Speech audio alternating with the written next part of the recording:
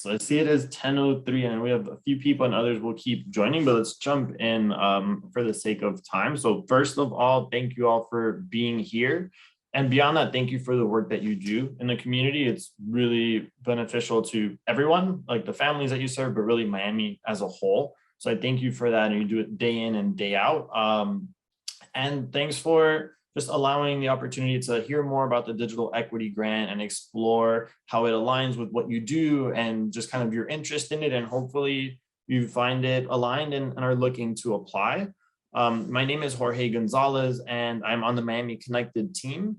And I am the Digital Access Director at the Miami Foundation. And before moving on, I do want to highlight the two others out of the larger team that have been the driving force behind this and really make it happen. So I want to pass it over to Isabella and Xavier for a chance to introduce themselves as well. Hi, all. I'm Isabella. As many of you know, I work with Achieve Miami. So I'm really the liaison between the Miami Foundation and Achieve Miami, and I get to be part of this wonderful team with Miami Connected. And I'm going to pass it over to Xavier. Thanks, Isabella. Thanks, Jorge. Good morning, everyone. My name is Xavier Richardson. I'm the Miami Connected Fellow and Senior Associate with the Miami Foundation. So looking forward to supporting this work, assisting you all as best as I can with the grant going forward. Welcome and thanks. And for our time today, just to give you an idea as to what's to come, we're going to go over a bit about Miami Connected, just for context, and really spend time going over the grant itself, overview of what to expect, eligibility, and some details around it. And our priority is you. We want to share information, but really hear from you. So we welcome your questions and ask you to please use the Q&A feature so we can answer your questions either during the presentation, as we share more information, or definitely have some space at the end of the presentation to answer questions live. Because it is a shared space and we're looking at the grant as a whole, please keep your questions general so that answers can benefit everyone on the call. For more specific questions related to your program and how you will apply or want to apply, we ask that you really direct those to our office hours, which we'll be sharing the link for, to have one-on-one conversations to really be able to dive deep with you and share more information and learn more about what you do throughout the grant process. So yeah, please make good use of the Q&A feature. And the web page on the Miami Foundation site, so digital equity grant page on there. We will share the link for that as well. That's going to be the hub for resources for the grant. The grant guidelines will be on there once it goes live on April 20th. The recording of this webinar will be on there as well. Review metrics, the link to submittable, all the fun stuff, and really the important stuff is going to be on there. So you can look out for that as of April 20th, first thing in the morning, everything will be available. And with that, we can jump in. So Miami Connected, just as the broader frame of reference, we launched around this time last year. So rounding out year one, and really the focus is to expand internet access for all families in Miami-Dade. Also, make sure they have the technical skills, like the digital literacy skills, to make the most out of technology in their daily lives, as well as career pathways in tech. And this first year was really focused on internet access, like partnering with many of you and others to get the word out and to just kind of grow that aspect of the program. And now this year, our main focus is really this grant. Like, we're extremely excited to partner with you all and elevate the work that you do. You all do amazing work. Many of you are already working in this digital equity space. Others are looking to kind of extend into this space. And that's really what we're trying to do, is support you all and elevate the work that you do. So the goal is to work with you and expand the offering of like digital equity programming in Miami. So we know there is a digital divide. We know there are resource and opportunity gaps. While our community is talent rich and innovation rich, those resource and opportunities gap obviously present a challenge, especially as Miami tech booms. We want to make sure everybody is set up for success. So this grant, we're investing $750,000 in this first year to support programming with you all and really like grow this, not just for now, but really start setting a foundation for something that can last and really serve Miami-Dade more broadly for years to come. And the two areas that we're going to focus on the most for the purpose of this grant are digital navigation and digital literacy. So Isabella will dive deeper into what those mean and how we're looking to work with you all on your programs for that through this grant. but at a high level is just helping to connect people with the resources and opportunities related to digital equity and also build those skills that we talked about.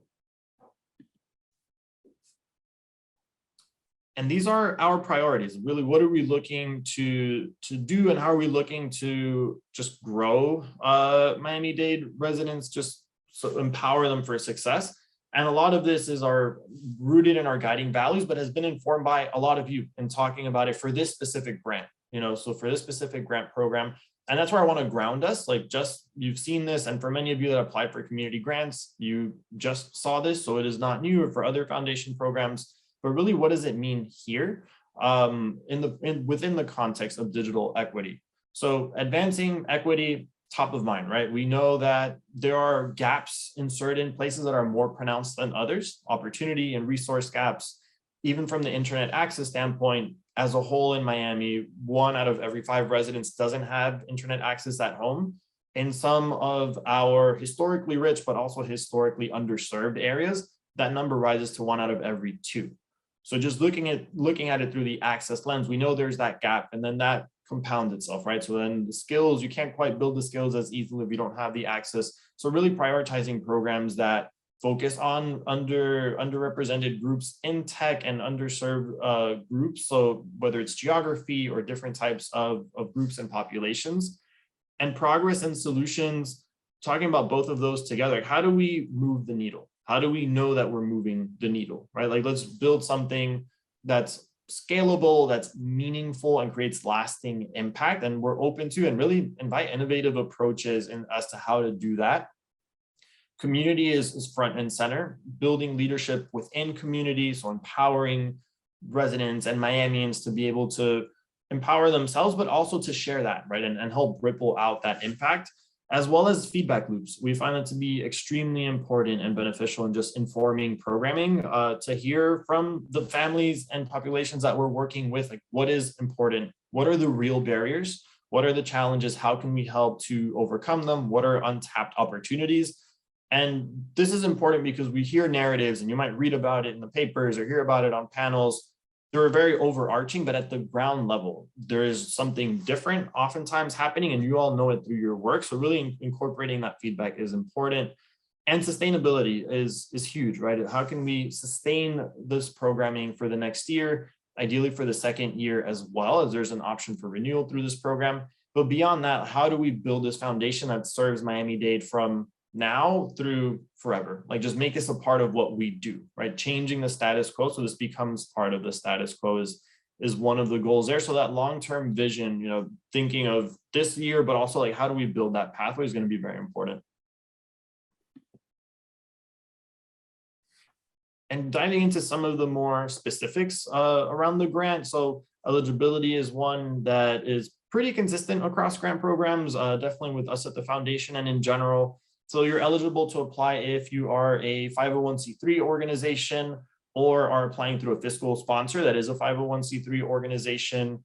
Government entities can apply as well. Universities can apply as well. And for those 2 groups, government entities and universities, they can submit up to 3 proposals from 3 different departments just due to their size.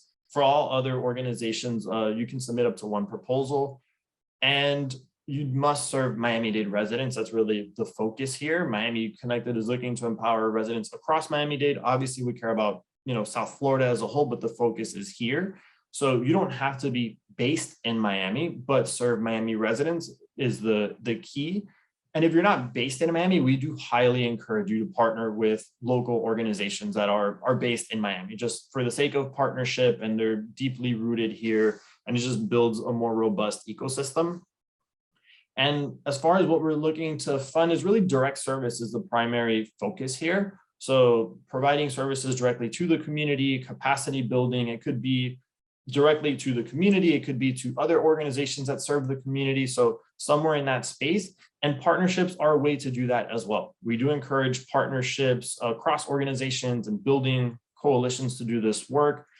And if you are partnering with an organization for this proposal, there should be 1 lead organization that is the one that will be listed as that primary organization for the grant, the one that funds will be distributed to. So we recognize the partnership, but do require 1 specific lead. And beyond that, just the general restrictions around 501c3 funding apply. Lobbying is outside of scope, and the things that you all are already familiar with. And for the type of support, and this one is helpful to call out, especially as a lot of you have interacted with community grants. So this is specifically for program support, supporting staff time, cost, expenses directly related to the program. So not mission building support for the organization overall.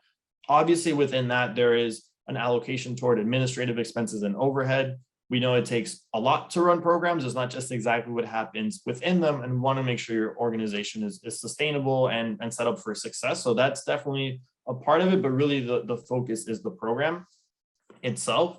And the maximum award for this grant is $75,000 for this 1 year.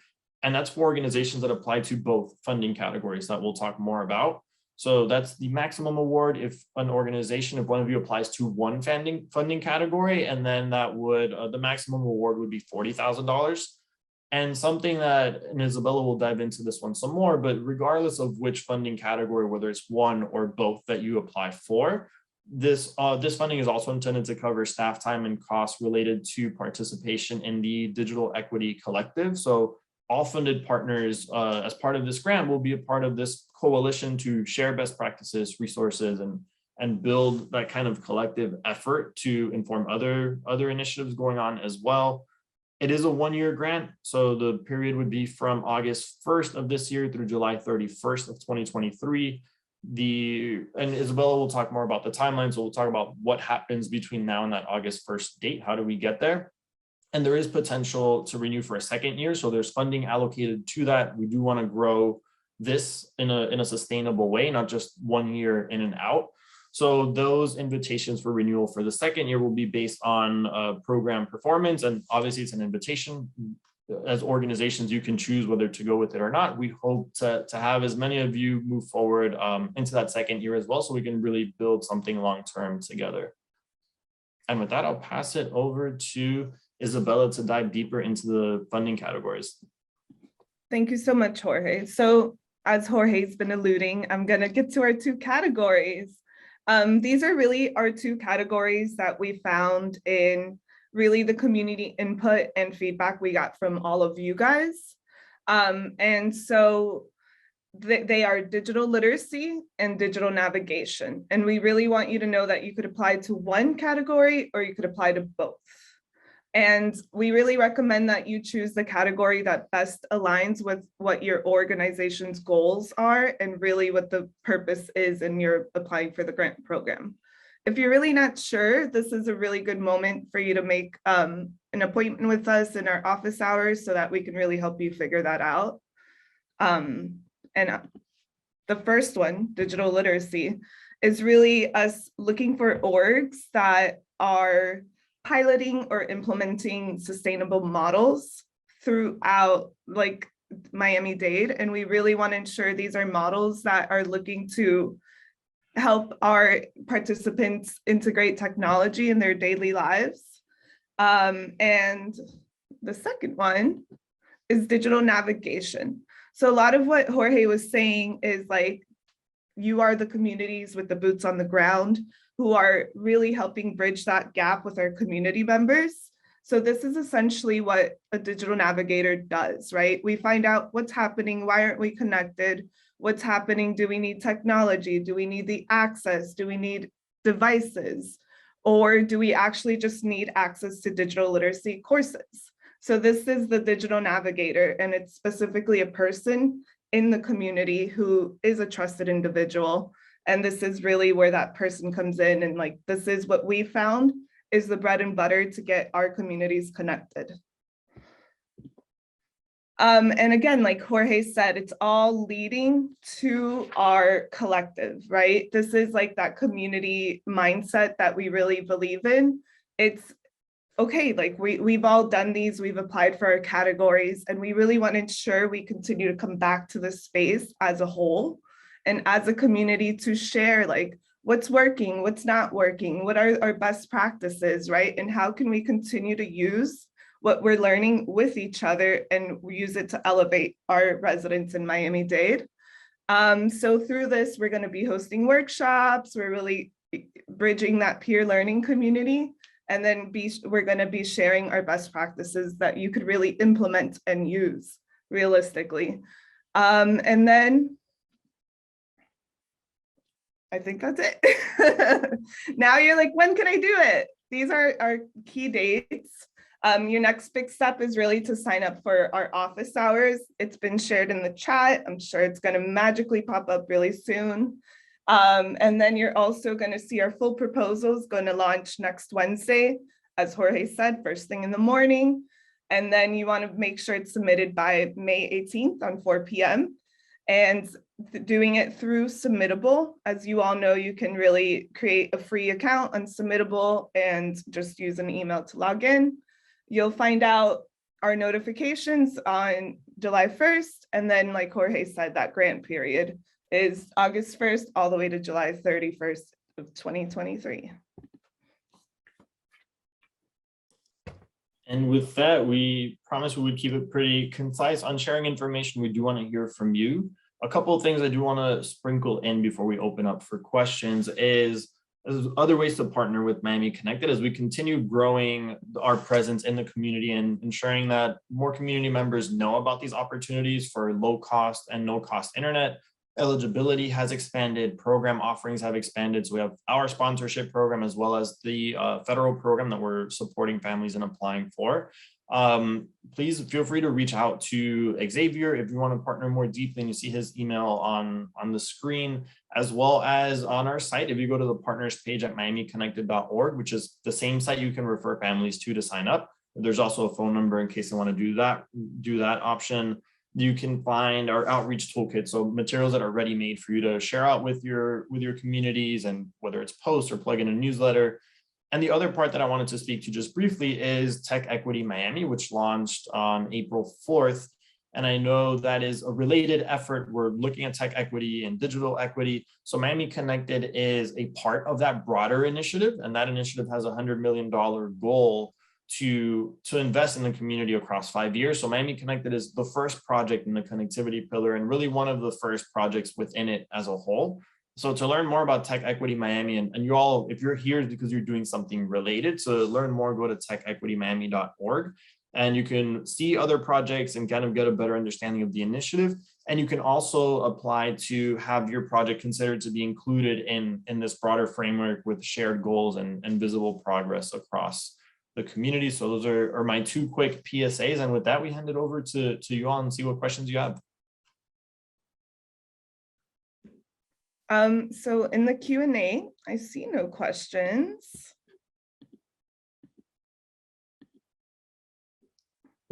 This is really a good moment if you have any questions.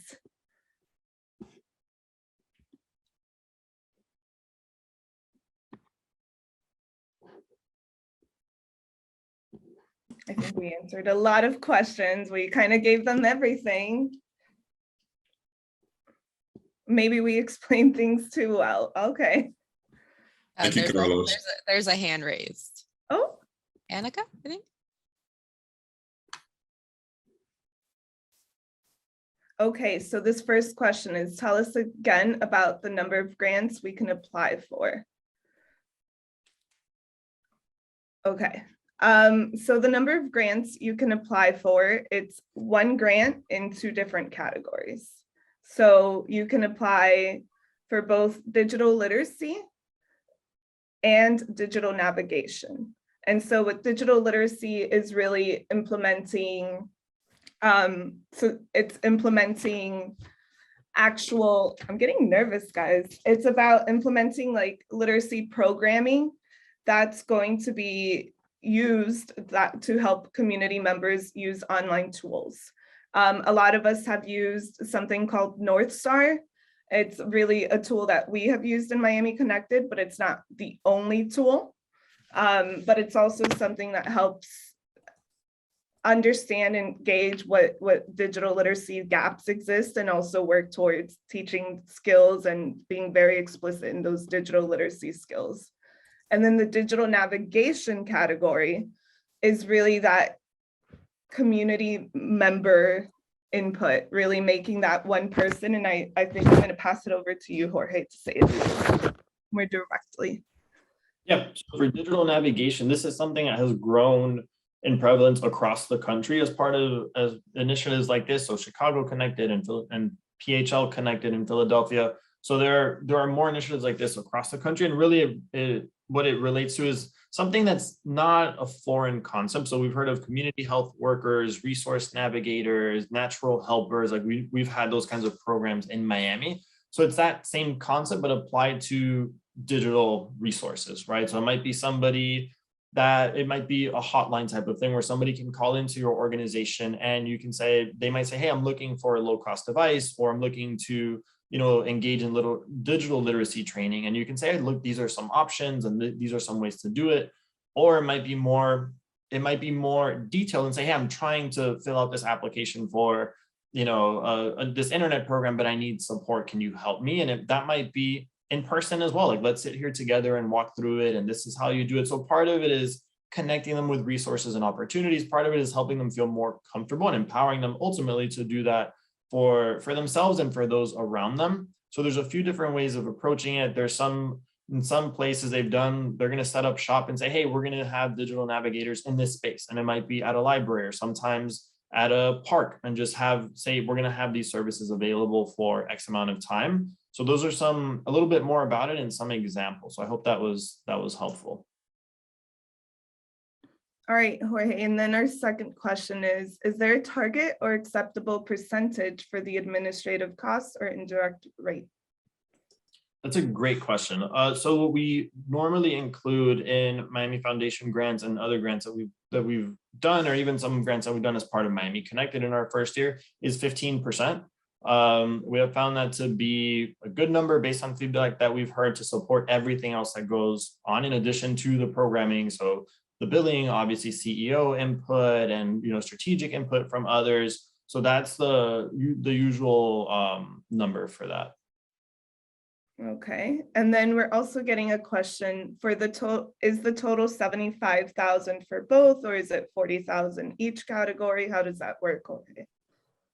So the total is 75,000 if you apply for both. To say, it's an economy of scale in a way you can have however you want to resource it. You might have one staff person that conducts digital literacy training and also does resource and digital navigation combined. It depends how you want to structure it. Or if you only want to do one and say, hey, I only want to do digital literacy, and then it would be 40,000. So it would be the 40,000 for digital literacy, and that includes overhead, as well as for in both instances, whether you apply for both categories or one, that participation in the Digital Equity Collective, which really it's providing input, and it's also a value add for you to share resources and elevate even opportunities for us to more centrally curate, whether it's curricula or training or devices, something that might be needed, that if it's happening across the group of funded partners, and then we might be able to centrally procure to make it easier and a lower cost on your end as well.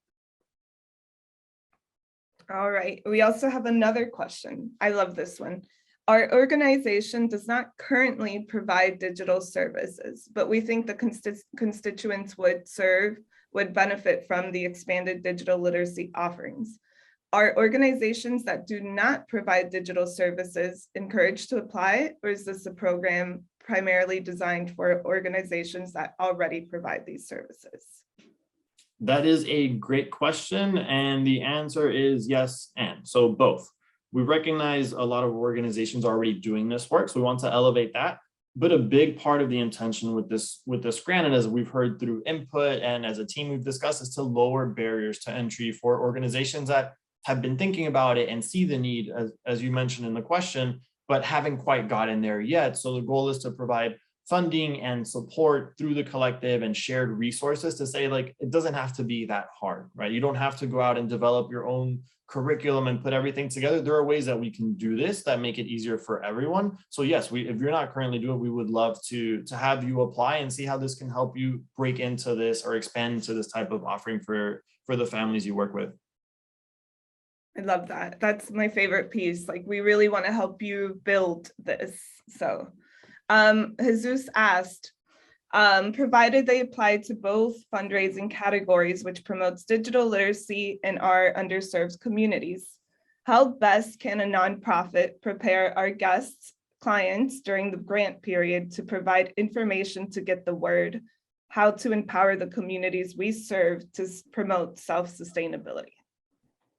And that sounds like, A, it's a great question, and B, that's part of the magic, right? That's like the secret sauce. And really, you all have trusted relationships with or the families that you serve in your community. So people turn to you first. And that's a big part of it, right? So sharing resources and making it easy to say, hey, we were part of this program and it was great, or I heard about this program, would you be interested in coming too? Bring a friend. You know, that makes it a lot easier, a lot more accessible. And part of what we've seen with both resource navigation and digital literacy around the country is that there's a comfort level. Sometimes people can do it. It's just building the comfort to believe that I can do it, right? And that makes it easier with a friend. So leveraging your outreach channels that you have, the relationships that you have. And as part of the collective, this is honestly a great conversation topic, because as we've been working to expand internet access, this has been one of those challenges. Like, how do we get the word out more broadly? There's so many great programs and opportunities, but not everybody knows about them or knows which one to go to for what. So that's something that, you know, through this grant and your individual program, I think you can help inform, and as part of the collective as well. That would definitely be a goal. All right. I see no more open questions in the chat. Xavier answered Sophia's question. Perfect. I think we are right on time to be respectful of everyone's time. So thank you again for joining today. This recording will be up on the website, as well as all the other information related to the grant. So just saw more of that in the chat. And yeah, thank you. As questions arise and you want to, you know, connect directly one-on-one with the team, happy to do that. We encourage it. It's not required at all, but it's an additional opportunity to chat more about specific questions you have to your program and kind of share some ideas with us or how we can help inform you while you apply for it. So keep an eye out for the application to go live on Wednesday, April 20th. And look forward to engaging with you as part of this grant and just beyond that, supporting the great work that you all do. Thank you all very much and enjoy the rest of your day. Thanks for sharing your morning with us. Thank you all. Thank you all. Have a great day.